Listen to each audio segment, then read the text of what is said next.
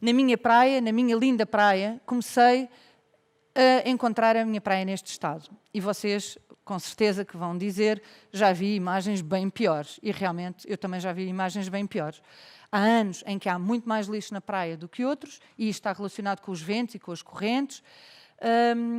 Mas este plástico que está aqui é maioritariamente microplástico, o que é extremamente difícil de apanhar e de limpar.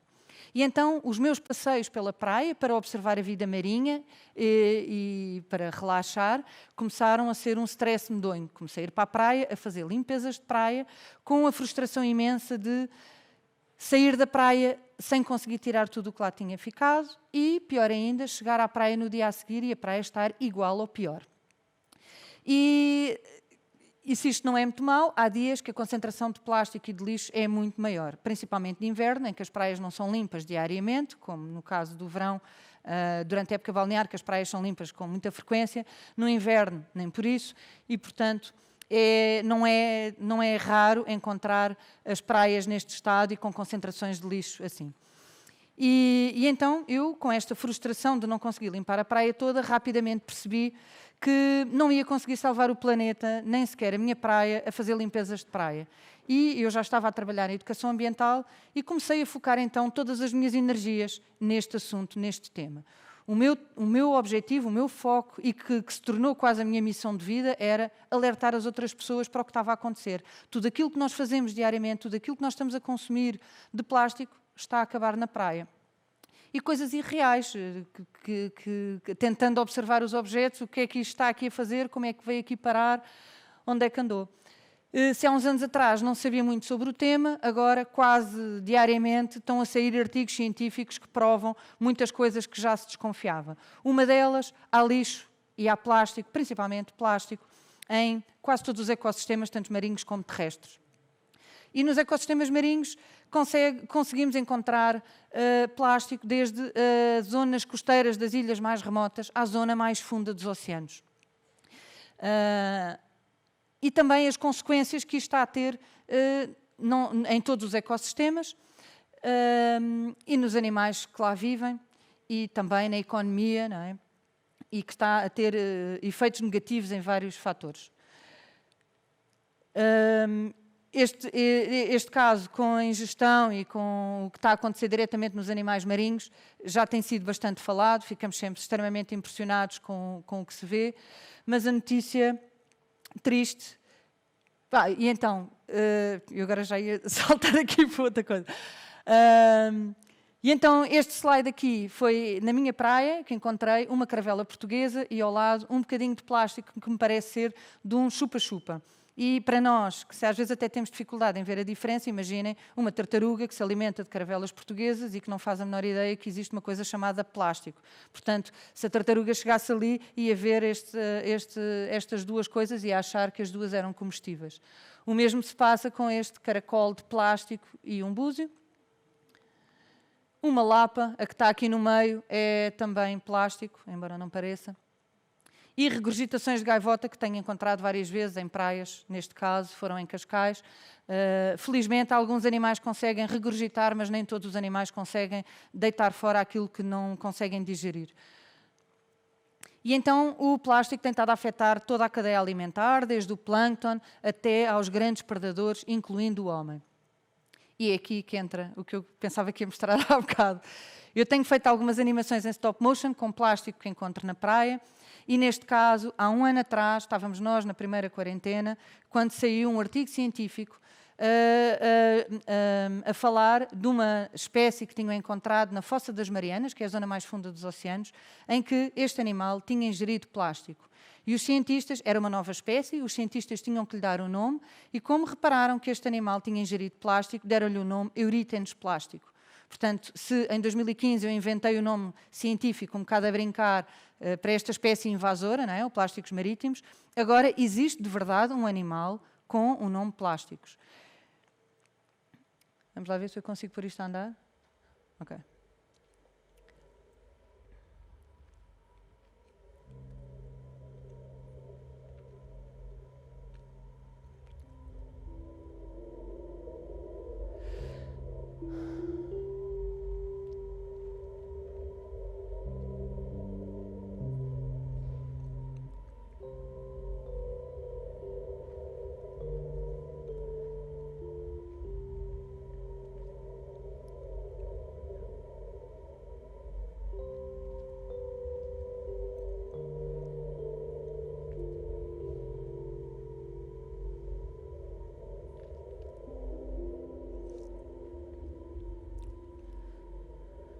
Este é o animal, é como se fosse uma pulga da areia, mas que vive a 6.500 metros de profundidade. E então, voltando outra vez atrás no tempo, eu deparei-me com este problema do plástico nos oceanos para aí em 2011, 2012. Esta fotografia aqui foi tirada em 2013, há anos, com muito lixo na praia. E andava eu num drama medonho com o problema do plástico nas praias de Cascais, porque moro em Cascais e vou àquelas praias todas, e o Luís Quinta, que é fotógrafo de natureza, estava a deparar-se com o mesmo problema nas praias dele, Costa da Caparica, Fonte da Telha, por aqui fora. E então resolvemos que tínhamos que fazer qualquer coisa para chamar a atenção das pessoas para este problema. E então criámos a Balena Plásticos, que é uma instalação artística feita com objetos de plástico branco encontrados na praia, nada é pintado, é tudo branco. Tem cerca de 10 metros de comprimento e demos-lhe o nome Balena Plásticos. Foi em 2014.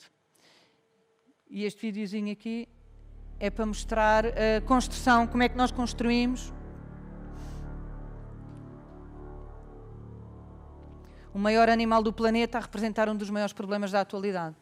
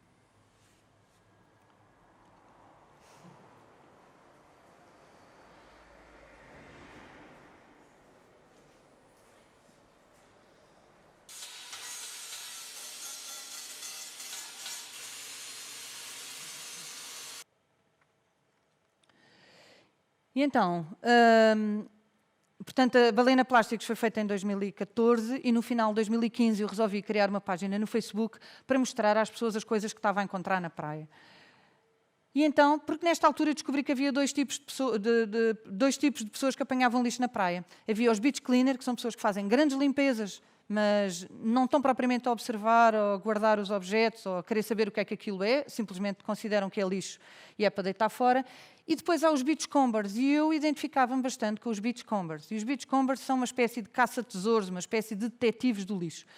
E então era ir para a praia e, em vez de chegar ali à praia e ficar transtornada com o horror de ver aquele lixo todo, comecei a olhar para a praia com outros olhos e a pensar que cada objeto que aqui está tem uma história para contar. Cada objeto que foi parar à praia era de alguém, servia para alguma coisa, veio de algum sítio e de alguma forma foi mal descartado ao ponto de vir parar à praia. E depois isto começou a dar-me algum gozo. Não é que tenha algum gozo ver ali o lixo, mas já ia quase a esfregar as mãos naqueles dias em que a praia está cheia de lixo, a ver se vou encontrar alguma coisa especial, algum objeto antigo. E então, em 2018, quando surgiu a oportunidade de fazer um livro, que escrevi com a Isabel Munhoz Martins, eu já vinha com esta ideia que se um dia fizesse um livro, eu queria fazer um guia de campo, porque eu venho das biologias, toda a vida utilizei guias de identificação de animais e das plantas, e então, como já consegui identificar muitos destes objetos que apareciam na praia, achei que fazia todo o sentido criar um guia de campo para os plásticos marítimos. E assim foi. Criei um guia de campo para esta espécie e depois dividi em subespécies. A primeira subespécie está relacionada com os objetos que encontramos diariamente, não é? Aquelas coisas que toda a gente sabe o que é, os plásticos marítimos vulgares. E dentro de plásticos marítimos vulgares, para além de uns que, infelizmente, deviam ter desaparecido da nossa vista no verão passado, mas por causa do vírus, com a desculpa do vírus, mais uma vez foi adiado esse acontecimento. Mas vou falando de outros objetos, que é o caso dos balões, que as pessoas nem imaginam que os balões estão a ir parar à praia, mas a verdade é que cada vez que fazem uma largada de balões, são centenas de balões que vão para o ar, que rebentam, que caem e de alguma forma acabam por ir ali parar. E nem preciso contar o resto da história, que já sabem, não é? Os animais e tal. Isto aqui são interiores das caricas e das tampas de garrafa. Os autocolantes da fruta, que é aquele lixinho pequenino que ninguém liga nenhuma e que aparece nas praias às carradas. Isto aqui é uma coisa já do microplástico, que são as pontas das garrafas, quando cortamos as pontas da garrafa do álcool ou do vinagre ou aquelas coisas, as pessoas nem imaginam a quantidade destas pontinhas que provavelmente vêm pelos ralos e que acabam na praia. E aqui deste parâmetro acabo por falar do microplástico, ainda sendo plásticos marítimos vulgares, e na verdade o microplástico é das coisas mais abundantes que existem no planeta e é impossível retirar. Portanto, a única coisa que nós podemos fazer neste momento é fazer com que os outros objetos não se tornem microplástico. Temos 2 tipos de microplástico. Há o microplástico que é feito propositadamente de pequenas dimensões para adicionar a alguns produtos, e temos o microplástico proveniente da degradação de objetos grandes e que pode chegar a estas dimensões, aquilo é o meu dedo, e eu não apanhei isto na natureza. É impossível apanhar este microplástico, já nem é microplástico, é nanoplástico. É tão pequenino que está no ar que respiramos, está no mar, está incorporado no corpo dos organismos e até dos peixes que andamos a comer. Dizemos, não faz mal porque eu retiro a barriga do peixe, eu não como a barriga do peixe. Está bem, só que estes bocadinhos pequenininhos espalham-se e andam na corrente sanguínea e ainda estamos à espera dos resultados de investigação a saber o que é que isto vai fazer. Outra parte dramática que já há resultado e que prova que temos o plástico no nosso organismo foi um estudo que saiu agora em dezembro passado, em que demonstrou que estavam fibras sintéticas, plástico, na placenta humana, em vários estudos que fizeram com grávidas que detectaram. Portanto, não pensem que o microplástico está assim tão longe, nós estamos a incorporá-lo. E eu não tirei aquele microplástico da natureza, que é impossível. Eu chego a casa, eu levo tudo, assim que entro em casa o meu lixinho já não é lixo. O meu lixo é o meu material de trabalho, que eu depois uso para fazer atividades educativas e para fazer exposições também. E então lavo tudo, ponho a secar e aquele microplástico pequenino que viram é o que fica no fundo dos meus tabuleiros. Depois há plásticos marítimos exóticos, que são as coisas que eu gosto de encontrar, que me dá imenso gozo, e cada vez que encontro um bonequinho destes acho que já ganhei o dia, que são coisas, por exemplo, dos anos 60 e 70 ou 80, que eram coleções, eram brindes dos lados Olá e Rajá, por exemplo, entre outras coisas, e que gosto sempre de encontrá-los e de saber a história e de saber a que coleção é que pertenciam. Depois há plásticos marítimos natatórios, que eu chamei assim, para as coisas que vêm do outro lado do oceano, muitas coisas relacionadas com a pesca nos Estados Unidos e no Canadá e que acaba por vir aqui parar. Plásticos marítimos fugitivos, que são coisas que caíram de contentores marítimos. Nós não imaginamos, eu não imaginava, e acredito que a maior parte das pessoas não imagina, mas cerca de 90% das coisas que nós utilizamos diariamente, coisas que nós compramos, vêm por via marítima. O tráfego marítimo é intensíssimo e, infelizmente, todos os invernos há acidentes e há contentores que caem ao mar.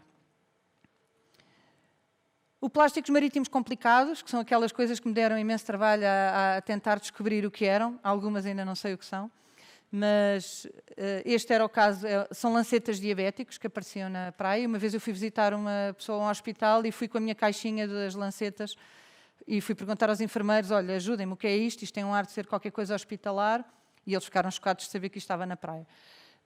E eu acho que as pessoas, se calhar, usam isto e põem na sanita, tal como fazem com outras coisas. E então o que é que nós podemos fazer? Antigamente havia os 3 R's da reciclagem, nós hoje temos muito mais R's. Eu não vou estar aqui a falar deles todos. A única coisa que eu quero que percebam é que a reciclagem não é a primeira coisa a fazer, é a última. Este ano faz 25 anos que temos a reciclagem em Portugal. A reciclagem ainda não está a funcionar como deve ser. As pessoas, há muita gente que não acredita ou que tem preguiça de ir ao contentor ou que não acredita na reciclagem, seja o que for, mas na verdade não devemos levar a reciclagem, devemos todos separar as coisas e fazer com que as coisas vão ser recicladas, claro que sim, mas não é a primeira coisa a fazer. A primeira coisa a fazer são outros erros que temos ali. Para mim, dos mais importantes é o repensar. Pensar a forma como consumimos, repensar a forma, repensar, por exemplo, o design dos produtos. O design de produtos é importantíssimo. Temos que deixar de ter embalagens com pecinhas e com coisinhas que saltam e que se perdem, que vão parar ao mar. E recusar, aprender a dizer que não. Também acho que é daquelas coisas básicas. Aprender a dizer que não é só aos plásticos, é aprender a dizer que não aos descartáveis em geral. Temos que perder esta mania de usar e deitar fora. Acabou. Temos que começar a fazer com que as coisas durem. E, enfim, os outros erros, depois podemos desenvolvê-los noutra altura. Outro erro que eu acho importantíssimo e que deixei aqui assim em grande destaque que é o formar uma rede, o R de rede, que é aquilo que nós todos fazemos. Cada um de nós que está a apresentar estes projetos, cada um de vocês que está aí a assistir à palestra, os nossos exemplos, as nossas mudanças, as nossas alterações de hábitos que acabam por influenciar outras pessoas. E nós, cada um à sua maneira, cada um com os seus projetos ou com os seus trabalhos, mas estamos todos a nadar no mesmo sentido, estamos todos a nadar na mesma direção, e isso é que faz sentido, e só assim é que vamos conseguir pressionar o governo e as empresas, que infelizmente não são os primeiros a dar o passo, eles só dão o passo depois de nós os chatearmos imenso, e é isso que tem que continuar a acontecer. Obrigada.